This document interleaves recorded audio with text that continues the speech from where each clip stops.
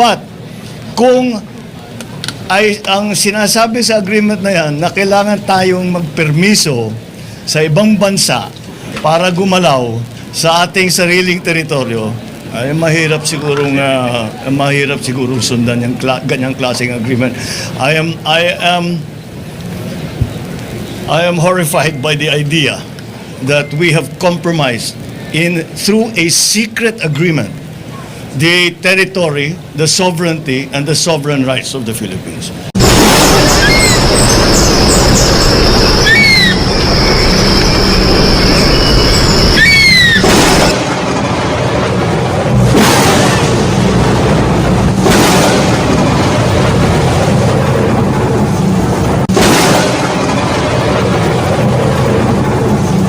Sir, your reaction lang po on the supposed gentleman's agreement between your predecessor and China.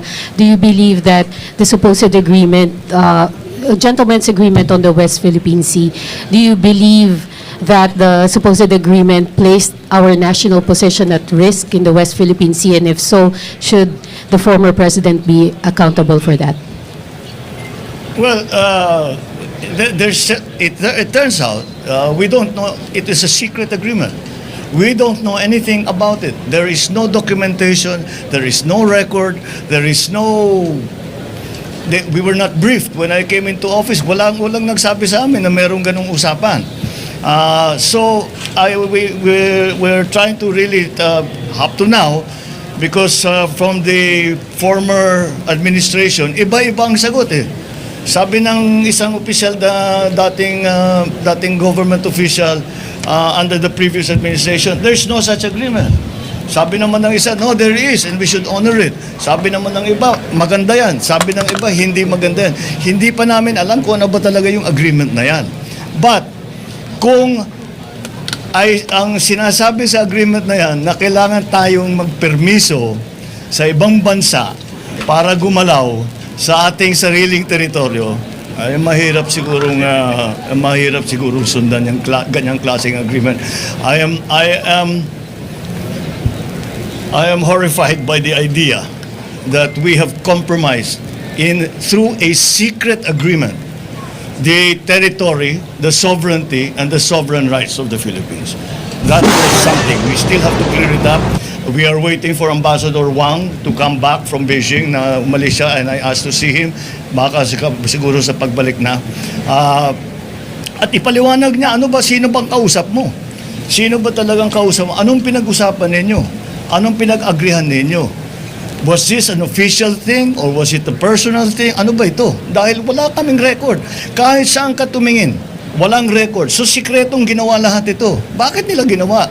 Kung gagawin man nila, ba't pa nila ginawang sikreto? Nakakapagtaka nga eh. Kaya it's not a good situation. Sir, do you plan to talk to former President Duterte about it? We are talking to his former officials. Maybe not the president himself, but all his former officials. Tinatanong namin, ano ba yan? Ipaliwanag niyo naman sa amin para alam namin yung ginagawa namin. And we still haven't gotten a straight answer. Nagkaroon kasi ng gentleman's agreement, no? Ito ay oral sa panahon ni Presidente Duterte na ang parehong panig, ang China at Pilipinas, ay rerespetuhin ang status quo. Ibig sabihin, kung ano yung naroroon na walang dagdag, walang bawas. Okay. At dahil dito sa agreement na ito, sa tingin ko, nabawasan yung tensyon sa panig ng Pilipinas at ng China. Dumating yung Chinese Premier sa Pilipinas ng panahon ni Duterte at dumating din si President Xi mismo sa Pilipinas. So marami pagkakataon talaga na nakapagpulong ang presidente, hindi lang sa ambassador, hindi lang sa foreign minister ng China, kundi sa Premier at saka kay President Xi dito sa Pilipinas, sa China at sa iba-iba pang venue. So dun sa usapin na yun, lumabas na kaya nila winater canon kasi ang kasunduan ng status quo, hindi dapat magpapadala ng mga materyales for repair nung Sierra Madre. Okay. Actually, I went for a private visit with you. Kaya lang, the invitation to meet the President, Xi Jinping, was limited to government people. And so there was this protocol officer of mine during the time and pati yung si Atty. Daldia, who was the executive secretary also of during my time. Nothing spectacular in the sense that we limited, or President Xi Jinping defined our discussion solely on our friendship and our wishes for our country's benefit. Mutual. I was waiting for the opening of more or less sensitive issues, but hindi nangyari yun. But you know what? I had a meeting with him for 1 hour and 40 minutes. Yeah. And we were discussing just about anything under the sun, except yung territorial dispute natin sa kanila. And there's sometimes what you would call, hindi naman provocative, but a little bit harder than in the past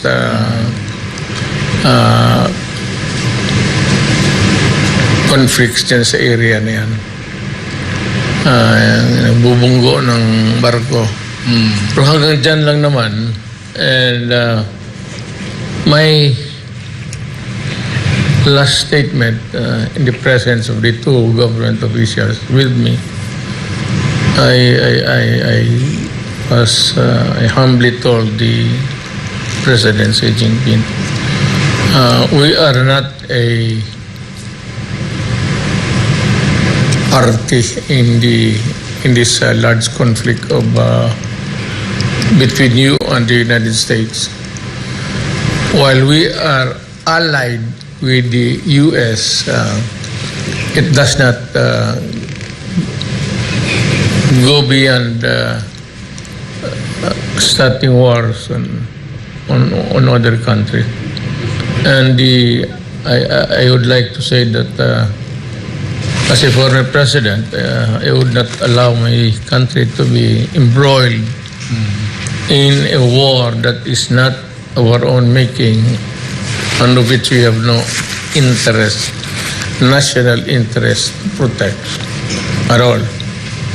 Yun ang sinabi ko sa kanya. Na hindi naman kami makipag-away sa inyo. We are just a very small republic in the Southeast Asia, and we are not we do not go around bannering any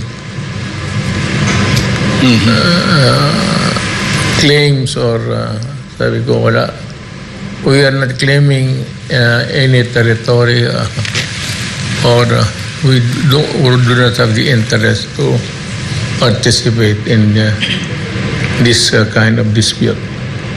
We do not need it, actually, sabi ko sa kanya. At I only wish that our two countries would continue the good relations so that we can have trade relations, expand on it, and perhaps talk things that would benefit our two countries in terms of infrastructure and the mutual understanding of a peaceful dimensions of our relationship. Ang importante sinabi ko na hindi kami naghahanap ng away at ayaw namin. Sabi ko hindi namin kaya. We cannot afford it because simply we're just a little